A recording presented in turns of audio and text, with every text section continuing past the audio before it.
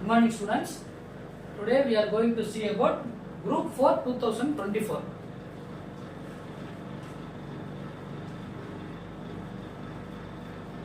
Okay, இப்போ நமக்கு time பாத்தீங்க அப்படின்னா ரொம்ப ஷார்ட்டா தான் இருக்கு.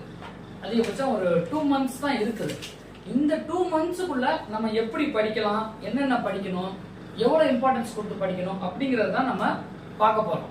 அதனால நம்ம ட்ரெடிஷனலா பார்த்துக்கிட்டு இருக்க மெத்தட் வேற. இப்போ நம்ம இந்த சீரிஸ் பேர் வந்து நம்ம express TNPSC group 4 express series அப்படின்னு நம்ம நேம் கொடுத்து நம்ம ஸ்டார்ட் பண்ணுவோம். ஸ்ட்ரெயிட்டா நம்ம கொஸ்டின் பேட்டர்னுக்கு போயிடலாம்.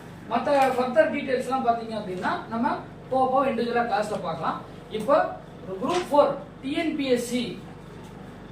டிஎன்பிஎஸ்சி நடத்துற குரூப் 4 ஓட கொஸ்டின் பேட்டர்ன் எப்படி இருக்கும் அதுதான் நம்ம பார்க்க போறோம். இது ஸ்ட்ரெயிட்டா இங்கேயே நம்ம ஒரு ஸ்பிட் அப் எவ்வளவு கொஸ்டின்ஸ் வருது, நம்ம எவ்வளவு மினிமம் அடிச்சா நம்ம கட் ஆஃப் எதிர்பார்க்கலாம், இந்த மாதிரி டீடைல்ஸ் நம்ம பார்க்கலாம்.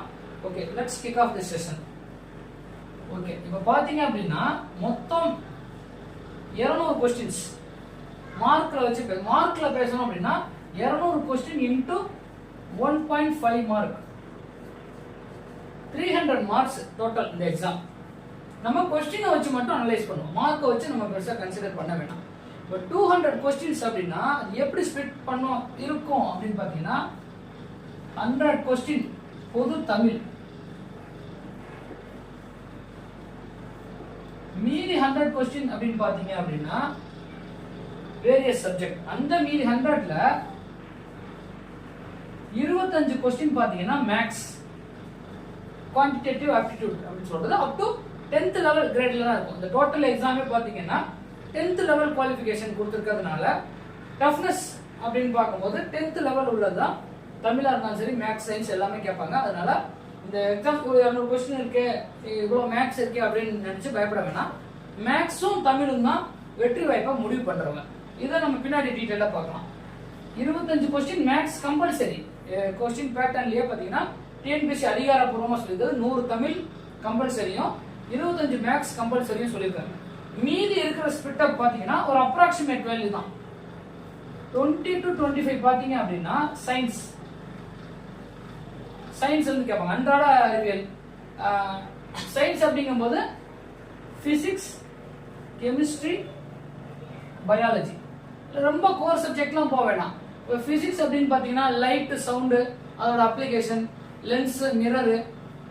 இப்போ ஒரு கார்ல இருக்காங்கன்னா கார் கண்ணாடி பின்னாடி நம்ம பாக்குறோம்ல, டிரைவர் பாக்குற கண்ணாடி என்ன மிரர், கான்வெக்ஸ் மிரரா கான்கேவ் மிரரா. அதே ஒரு டென்டிஸ்ட் அல்லது சின்ன மைக்ரோஸ்கோப்ல இருக்கிறது என்ன மிரர், சின்ன பொருளை பெருசாக்குறதுக்கு என்ன மிரர் பயன்படும், என்ன லென்ஸ், இந்த மாதிரி தான். அப்ப ஷார்ட் சைட்னஸ், லாங் சைட்னஸ், இந்த மாதிரி ரொம்ப பிராக்டிக்கலா அன்றாடம் உள்ள கொஸ்டின்ஸ் தான் பிசிக்ஸ்ல வரும். கெமிஸ்ட்ரியில பாத்தீங்கன்னா இப்ப அப்டேட்டட் சிலபஸ்ல petroleum products, ores and minerals, இந்த மாதிரி ரொம்ப டாபிக் ரொம்ப லிமிடெட் பண்ணிருக்காங்க. பயாலஜில பாத்தீங்கன்னா இந்த ஜுவாலஜில கொஞ்சம் அதிகமா வரும். இப்ப டிசீஸ் வருது அப்படின்னா என்ன காரணம், இப்ப கொரோனா வந்திருக்குன்னா என்ன வைரஸ், அதுக்கு என்ன மருந்து, அந்த மாதிரி பிராக்டிகல் ஓரியன்டா தான் கேட்கறாங்க. Okay, 20 to 25 question science expect பண்ணலாம். அதே 15 to 25 பாத்தீங்க அப்படின்னா ஹிஸ்டரியில நீங்க எதிர்பார்க்கலாம் 20 to 25 கொஸ்டின்ஸ் வரும். அதுல நம்ம அதிகமா ஹிஸ்டரியை நீங்க எப்படி ஸ்ப்ளிட் பண்ணலாம் அப்படின்னா ஏன்ஷியன், மிடிவியல், மாடர்ன் அப்படின்னு இருக்கும். பழைய கால இந்தியா, மத்திய கால இந்தியா, நவீன கால இந்தியாவில் ஒன்று. இதுல அதிக வெயிட்டேஜ் பாத்தீங்கன்னா மாடர்ன் இந்தியாவுக்கு நம்ம கொடுக்கணும்.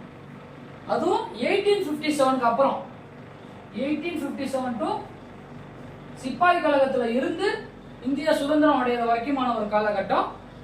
Indian National Congress, Gandhian phase, சுபாஷ் சந்திர போஸ், அப்புறம் மற்ற இயக்கங்கள், அந்த சுதந்திர போராட்டத்தோட தாக்கம் அதிகமா ஏற்பட்ட காலம். அதுல இருந்து தான் கொஸ்டின்ஸ் அதிகப்படியான வரும். மீதி ஒரு 5 to 10 கொஸ்டின்ஸ் வந்து பாலிட்டி,